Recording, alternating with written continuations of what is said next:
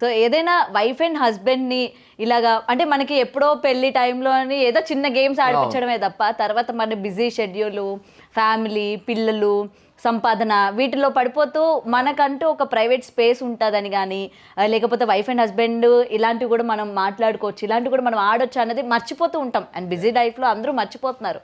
But ఇట్లా కలిసి కూర్చోబెట్టి ఇలా ఆడిపిస్తూ ఉంటే మీకు ఎలా అనిపిస్తుంది? ఫస్ట్ ఆఫ్ ఆల్ ఎందుకంటే ఆయన ఇండస్ట్రీలోనే ఉన్నారు, మీరు అన్ని కెమెరాల ముందు వైఫ్ అండ్ హస్బెండ్ లాగా అంటే వైఫ్ అండ్ హస్బెండ్ మీరు కొన్ని షేర్ చేసుకోవడం, కిస్ చేసుకోవడం అంటే ఆ రొమాన్స్గా అంటే ఆ రొమాంటిక్గా ఉండడం అది మీకు ఎలా అనిపిస్తూ ఉంటుంది కెమెరా ముందు? ఫస్ట్ స్టార్ట్ అయినప్పుడు ఈ కాన్సెప్టే బ్యూటిఫుల్ కాన్సెప్ట్ అని ఎందుకు చెప్పానంటే మనకి ఇప్పుడు మదర్స్ కానీ లేకపోతే ఫాదర్స్ కానీ ఫాదర్స్ ఎర్నింగ్లో కానీ మదర్స్ చిల్డ్రన్ని బ్రింగింగ్ అప్లో కానీ బిజీ అయిపోయి వాళ్ళకి వాళ్ళు కూడా చాలామంది మేమిద్దరం అనే కాదు చాలా కపుల్స్ అంటే పబ్లిక్లో కిస్ చేసుకోవడానికి కానీ హగ్ చేసుకోవడం, కిస్ అంటే ఆడ్గా కాదు నార్మల్గా చీక్స్ పైన, that is expression of love.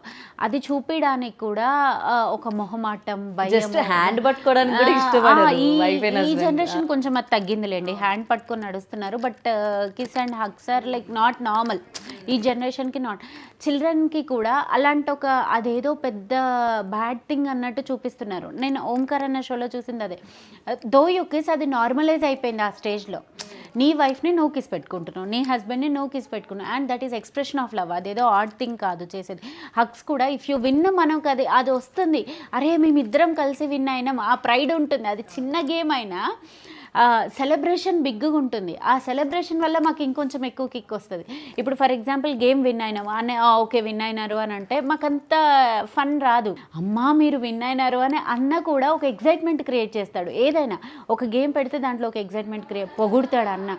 భలే ఉన్నారు ఈరోజు మీరు ఇద్దరు అనగానే మనకి ఒక 2 ఇంచుల పైన ఉంటుంది, ఎంకరేజింగ్ ఉంటుంది. అందుకు మాకు అవన్నీ నార్మల్ అయిపోయినాయి. ఇప్పుడు మేమిద్దరం కలిసి వస్తున్నాం కూడా చేతులు పట్టుకోవడం ఇవన్నీ మాకు ఇలానే. ఇప్పుడు మేము ఇంట్లో పిల్లలకు కూడా hugs are like very normal. Family hug చేసుకుంటాము, మమ్మీ డాడీ హగ్ నార్మల్గా. హగ్స్ ఆర్ నార్మల్ అన్న విషయాన్ని మేము పాపకు కూడా ప్రొజెక్ట్ చేసాము. అది ఎక్స్ప్రెషన్ ఆఫ్ లవ్ మాత్రమే. అంటే ఇప్పుడు ఏదైనా పాప ఏదైనా చిన్న చిన్న గేమ్స్ ఆడిపిస్తాం ఆమెకి, ఏదన్నా ఆమె చేసిందనుకో ఇమ్మీడియట్లీ ఫ్యామిలీ హగ్ అంటాం, అనగానే వస్తుంది, ముగ్గురు వచ్చి హగ్ చేసుకుంటాం. సో అది ఏంటంటే అట్లాంటివి ఉండాలి. అంటే ఆ ఎమోషనల్ బాండింగ్ చాలా మంది బయట వైఫ్ అండ్ హస్బెండ్ నార్మల్గా అట్లా హగ్ చేసుకున్న అప్రిషియేషన్ లాగా ఉన్నా సరే ఎందుకు ఇంట్లో ఉండొచ్చు కదా, బయట కూడా అందరికీ తెలియాలా వీళ్ళిద్దరు ఇట్లా ఉంటున్నట్టు అంటే వెంటనే నెగిటివిటీ అన్నది ఎక్కువ పోర్ట్రే అయిపోతూ ఉంటుంది. అంటే అదే చెప్తా, నెగిటివిటీ అనేది మనం ఏం చేసినా ప్రొజెక్ట్ అవుతుంది. ఎట్లా అంటే ఇప్పుడు మనం వైఫ్ అండ్ హస్బెండ్ కలిసి కూర్చున్నా ఈ అవసరమా వీడు షోలు వచ్చి ఇట్లా కూర్చోవడం అని అంటారు. కలవకపోయినా వాడు మన పెళ్ళామే కదా పక్కకు మంచిగా కూర్చోవచ్చు కదా అని అంటారు. సో అనేటోడు అంటనే ఉంటాడు. సో వాళ్ళ గురించి అసలు పట్టించుకోదు. Point number 1. రెండోది సింపుల్, జనాలు మర్చిపోతారు ఒకటే పాయింట్, లివ్ లెట్ లివ్. నువ్వు బతుకు, పక్కన వాళ్ళు బతకనివ్వు, అంతే. చాలా ఈజియెస్ట్ థింగ్ లైఫ్ బతకడానికి. కానీ ఏమైపోయిందంటే ఈ సోషల్ మీడియా ఎక్కువైపోయి ఒకడు వాని వ్యూస్ కోసం ఒకటి చేస్తారు, దాన్ని ఇంకొకరు. సో ఎవ్రీ కాయిన్ జనరల్గా కాయిన్కి హెడ్స్ టైల్స్ ఉన్నట్టు ప్రతి పాయింట్కి నెగిటివ్ పాజిటివ్ ఉంటుంది. సో నెగిటివ్ మాట్లాడేవాళ్ళు దాన్ని సపోర్ట్ చేస్తారు, పాజిటివ్ మాట్లాడే దీన్ని సపోర్ట్ చేస్తారు. నా పాయింట్ ఏంటంటే అవన్నీ వదిలేయాలి. ఒకటే థింగ్, మనం వైఫ్ అండ్ హస్బెండ్ మనం ఎవరికి ఇట్లా ఉండాలి అని చెప్పట్లేదు, మనకు నచ్చినట్టు ఉంటున్నాం అంతే. లెట్స్ ఎంజాయ్ దిస్ ఫేజ్ అన్న మూమెంట్లోనే మేమున్నాం. అలా చేసే వాళ్ళు కూడా నెగిటివ్ మాట్లాడితే వాళ్ళకి వ్యూస్ కూడా వస్తాయి. నెగిటివిటీ అట్రాక్ట్ చేసినంత పాజిటివిటీ అట్రాక్ట్ చేయదు. ఎవరైనా ఇప్పుడు ఫర్ ఎగ్జాంపుల్ రాముడు శ్లోకము కృష్ణుడు శ్లోకము చెప్తే దానికి 1000 వ్యూస్ ఉంటాయి.